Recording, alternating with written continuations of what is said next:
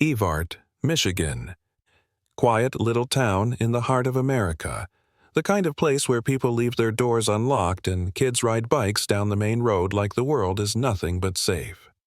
But on the morning of January 3, 2014, that peace was shattered. Jared Bryan, a 5-year-old boy, vanished. No one saw anything. No one heard a sound. In less than 20 minutes, he walked out into the backyard with his dog Marley and never came back. No scream, no struggle. Just a single toy helicopter. His favorite Christmas gift lying on its side in the snow, right beside the fence that bordered the neighbor's yard. His parents, David and Stephanie Bryan, went frantic. They searched every yard, every shed, every patch of woods, screaming his name until their voices cracked. But Jared had disappeared as if he had never existed. The police called it an undetermined disappearance. The FBI stepped in. Search dogs sniffed through every inch of earth, every tree trunk. News crews came. Flyers went up. Neighbors put up a sign at the end of the street that read, "Don't give up," but time passed. New stories replaced old ones. People moved on, except Jared's family. They stayed stuck in that frozen morning. 8 years. No clues, no answers, no closure. Until one summer afternoon in 2022, when David, now older, grayer, his face lined with years of waiting, was repairing the back fence and heard a faint sound. Clink, clink, a soft, metallic tapping coming from beneath the neighbor's dog kennel. Just a small sound. But to a father who had lived 8 years in silence, it was loud enough to break the world wide open. David stood frozen in front of the old dog kennel that sat flush against the neighbor's fence, his eyes locked on the rotting wooden panel where the sound had come from. A summer breeze passed over his neck, but his spine was cold. He called out, softly at first, "Jared?" No answer, but when he tilted his head closer to the ground, the sound came again, clearer this time. Rhythmic. Clink, clink, clink, as if someone were tapping a wall from the other side. He stood up fast, heart racing, and ran across the lawn to the neighbor's house. The small, moss-covered white home where Arthur Hale, a man in his 60s, had lived alone since 2012, 2 years before Jared disappeared. Arthur was a recluse. He kept to himself, barely left the house except for groceries once a week, and had always been guarded about anyone entering his backyard. When David banged on the door, no one came, but the lights were on. Arthur's truck was in the driveway. David shouted, "Mr. Hale, is there someone in your yard?" No reply. After several long minutes, he walked back home, his mind in flames. That night, he told Stephanie everything. She went quiet. They sat for hours at the kitchen table in silence, just staring at each other. Then Stephanie finally nodded. "We call the police tomorrow." At 9 a.m. the next morning, an Evart police cruiser pulled up in front of Hale's house. Officers knocked. This time, Arthur answered. His eyes were sunken, beard unshaven, voice gravelly. "Something wrong?" One officer replied. "We received a report of unusual noises coming from your dog kennel. We need to take a look." Arthur glanced toward the fence, then back at them. "There's nothing there. I haven't kept a dog in years. It's just old junk." "We need to check underneath it," the officer said again, firmer this time. Arthur gripped the doorframe tightly, then finally nodded. They walked around to the back. The kennel looked unremarkable, dilapidated, rusted, sagging under its own weight. Inside, the floor was lined with rotting fabric. But when the officer shined his flashlight across the base, he saw it, a small metal latch embedded in the ground. Like a hatch. He crouched, pulled at it. The dust gave way. A small steel door creaked open. Below it was a narrow wooden staircase disappearing into darkness. The officer looked at Arthur. Arthur said nothing, just stood there, pale as chalk. David, now circling around through the side fence, froze in place. No one spoke it aloud, but every one of them knew if there was something down there, then the mystery of the last 8 years might finally have a face. Police called for backup. The investigation unit arrived. A thermal camera was lowered into the hole. As the team held their breath waiting for the screen to light up, one officer whispered, "There's movement." As the investigation team descended the rotting wooden stairs, their flashlights cut through a rush of air that wasn't just cold. It was damp, heavy, and stale, thick with the scent of rust, mold, and something far older, like the breath of time itself. The underground chamber was about 8 feet deep, with the low ceilings and walls made from mismatched plywood, some haphazardly insulated. In the center sat a small iron-framed bed, its blanket tucked with mechanical neatness. To the left, a plastic children's desk, atop which sat notebooks, worksheets, and a Crayola pencil box. To the right, a shelf lined with nearly 40 books, mostly beginner readers, picture books, educational comics. A worn cassette player sat humming quietly, playing "You Are My Sunshine" on loop. When the light swept across the back wall, the entire room seemed to freeze. Sitting, curled up on a faded rug, was a thin boy with long, unkempt hair covering most of his eyes, his clothes oversized and clinging to his bony frame like hand-me-downs from another decade. He turned slowly toward the light, shielding his face with one hand. His reaction was sluggish, his lips dry, his face pale. One officer whispered, "Jared?" The boy didn't answer. He simply stared, back eyes wide, vacant, more animal than child. Like something kept too long in a cage, no longer sure whether the thing approaching him was safety or danger. They stepped closer. A female officer crouched down and said softly, "What's your name?" The boy blinked. Then, in a hoarse, robotic voice, he replied, "I am Soldier 17. I am not cleared for outside contact." The room went silent. It took nearly 10 minutes to coax him out. As he was led up the stairs, David stood beyond the police line and collapsed to his knees when he saw that face, still Jared's, but washed out, drained, ghost-like. Jared didn't recognize his father.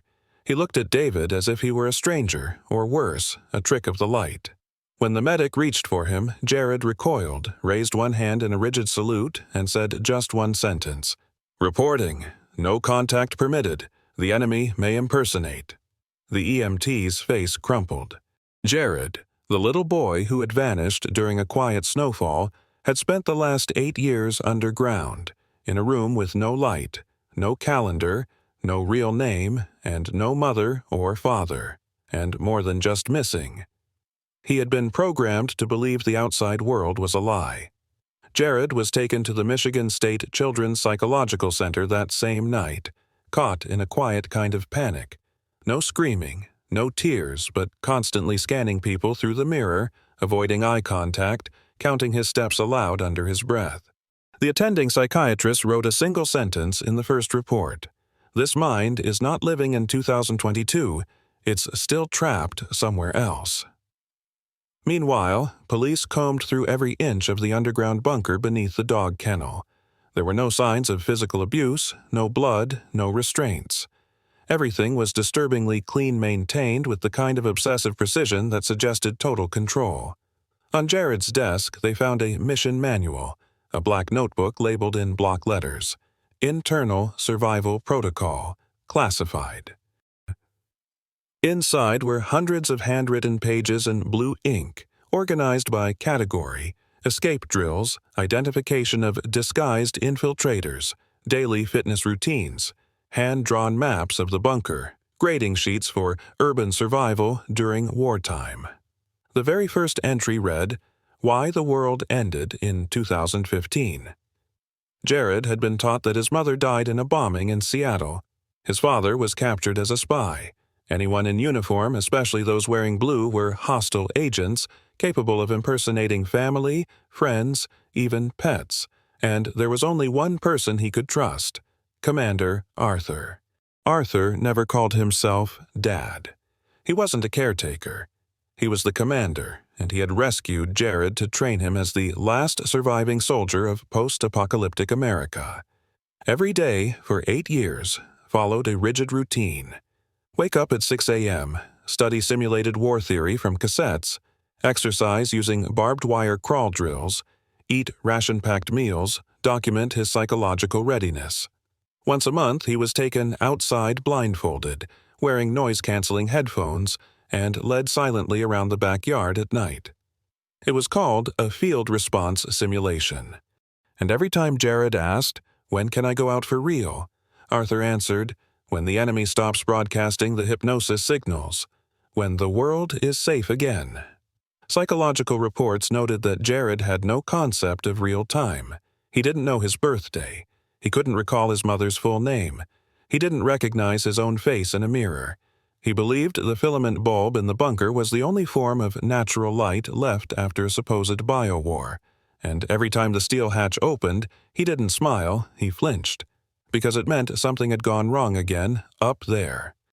In one crumpled piece of paper found behind the wall, Jared had written, "If this is real, why haven't I seen the sky? If Mom is fake, why do I still remember her voice?"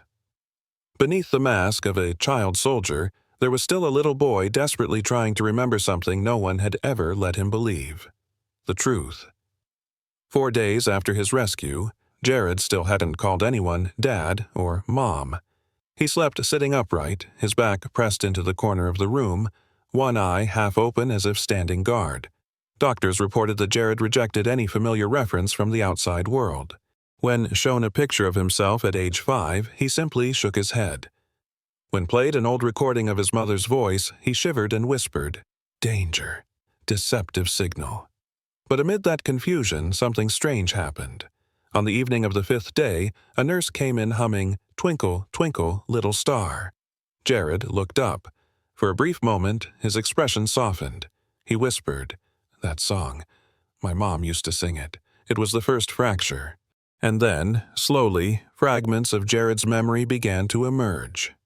Not in order, not clearly, but like shards of glass catching light inside the mind of a child who had been force-fed an artificial world. He recalled being punished for saying hello to a stranger's voice beyond the fence. He remembered a dog named Rusty who played with him Yod, since his real family had never owned a dog.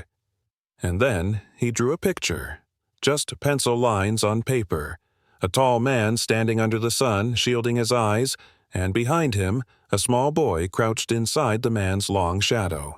When David was shown the picture, he broke down in tears. Because only he would know, on Jared's last morning at home, he had stood exactly like that, blocking the sun as the two of them watched a sled roll down the street. Meanwhile, police were digging through Arthur Hale's personal files. On the surface, he had no record, no political affiliations, no clear psychiatric history. But inside his house, they found something far more disturbing than a criminal past. A self-written manifesto nearly 200 pages long titled Post-Human Catechism for Generation F. In it, Arthur detailed training protocols for raising children to survive the collapse, outlining psychological conditioning routines, tools, and even loyalty tests, such as instructing the child to simulate how they would neutralize an imposter pretending to be mother. One handwritten line, underlined in red ink, read, "They don't need truth. They need obedience without question." Jared didn't remember writing any of it, but when asked by a psychologist, "What would you like to draw today?" he didn't draw people, or houses, or trees. He drew a door, with no lock, no handle, no way out. 2 weeks after Jared's rescue, Arthur Hale sat across from federal investigators in an interrogation room in Grand Rapids. He didn't yell, didn't resist, didn't ask why he was being arrested. He simply said, "I knew this day would come." For the first 4 hours, Arthur remained silent. The overhead light cast a stark glare across his pale, unmoving face. The face of a man who truly believed the world had ended long ago.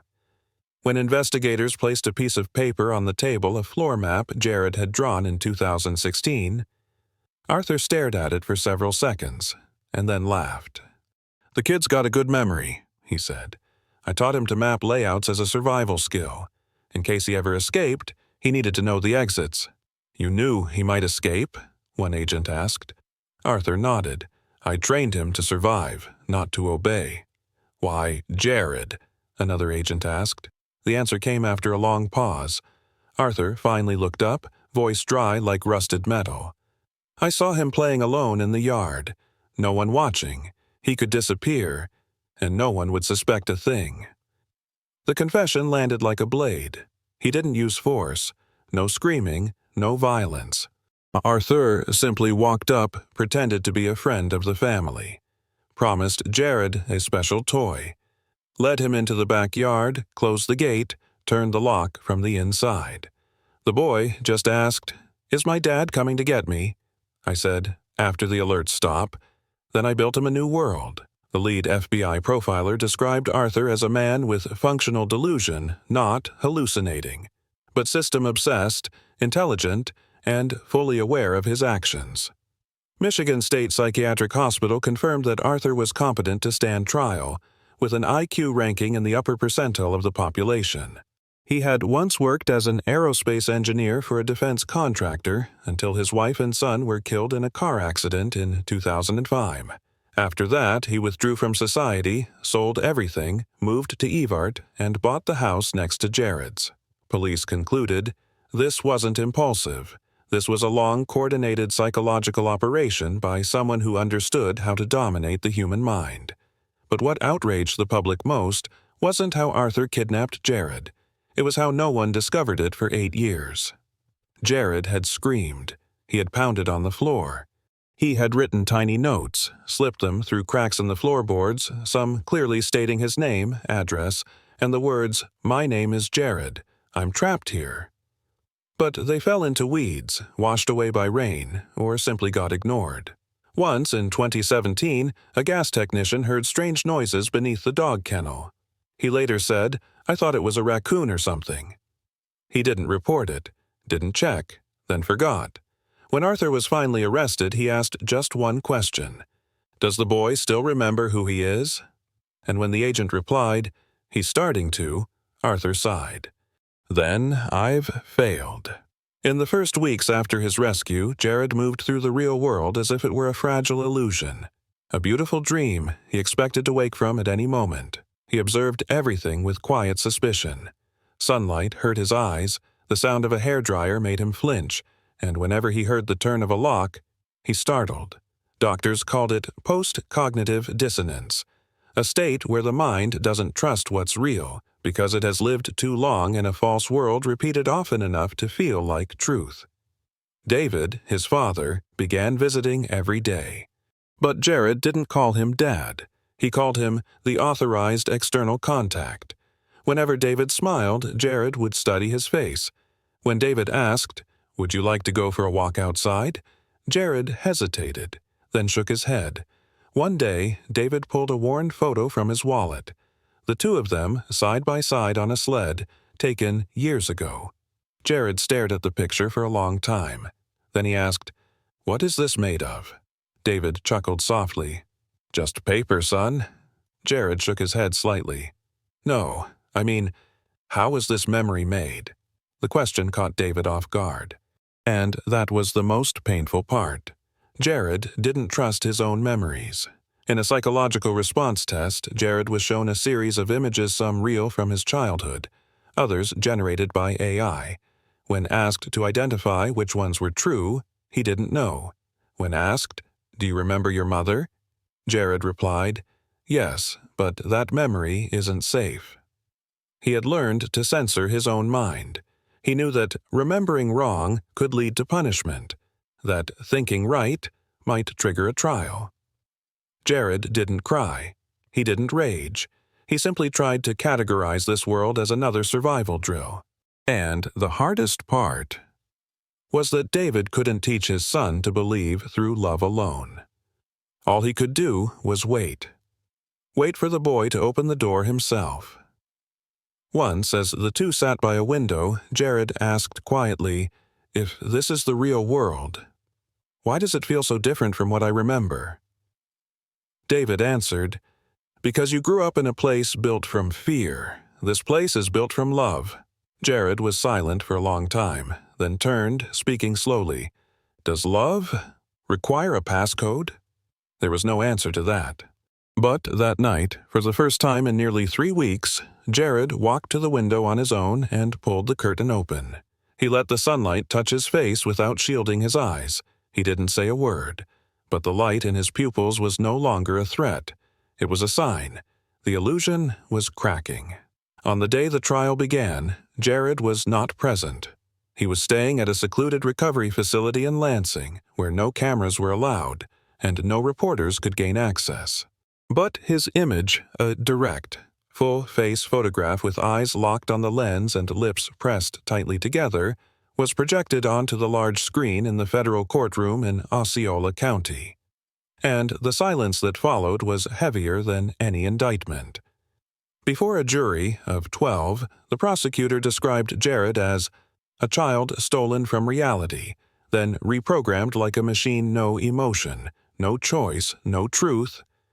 Arthur Hale faced 5 federal charges: child abduction across state lines, unlawful imprisonment, fabrication of identity, psychological abuse of a minor, and obstruction of justice.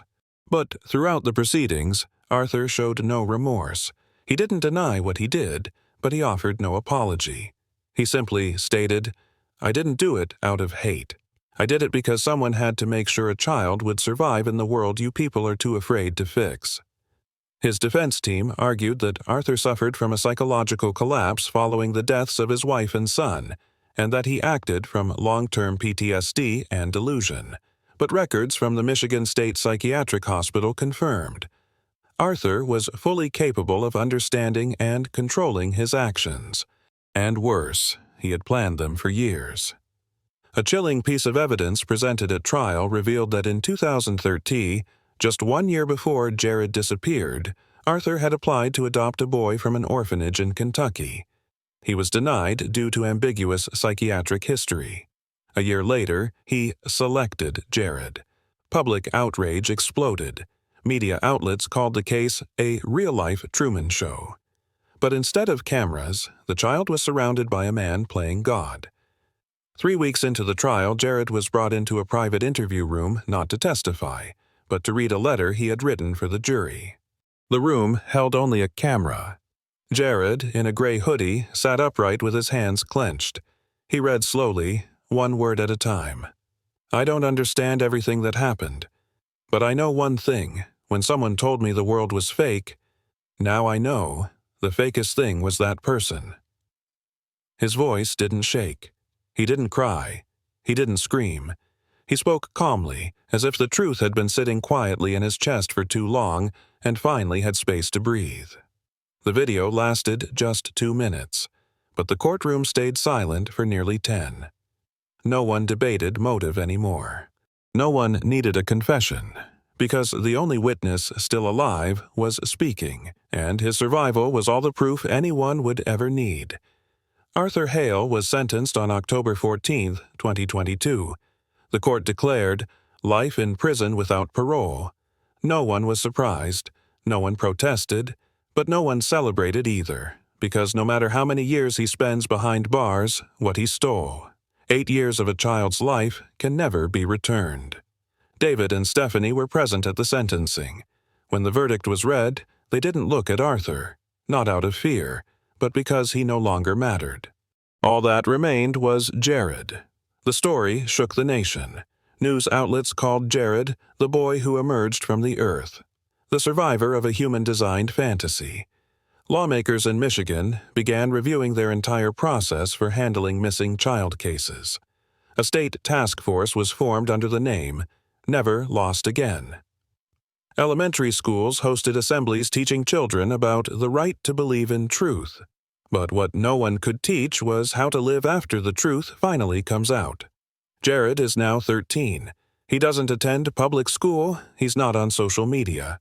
Every day still includes at least one therapy session. He fears closed rooms, avoids door knocks, won't use a phone, and has never slept without the light on. But Jared has started writing. Short stories, untitled, unfinished.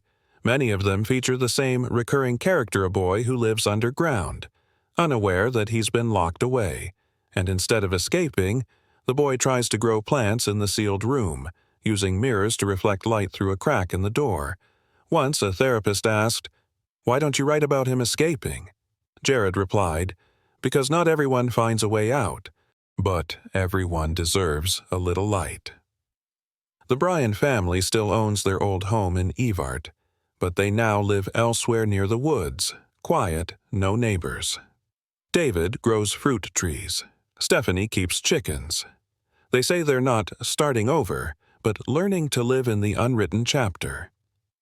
In Jared's room, there's a whiteboard. On it, in thick black marker, he's written one sentence. "I'm not Soldier 17. My name is Jared Bryan, and I'm still here." No one erases it. No one needs to correct it, because for him, it's a declaration not to the world, but to himself. One chilly afternoon in October, David Bryan sat alone on the porch, holding an old cassette tape found in the bunker all those months ago. The tape was moldy in parts, but still played a few seconds at the end. On it was Arthur's voice, crackling through static like a message from the grave. "If you're hearing this, the world has fallen. You are the last unit. There is no one else but you." David turned it off. Silence. Then he stood and walked into Jared's room.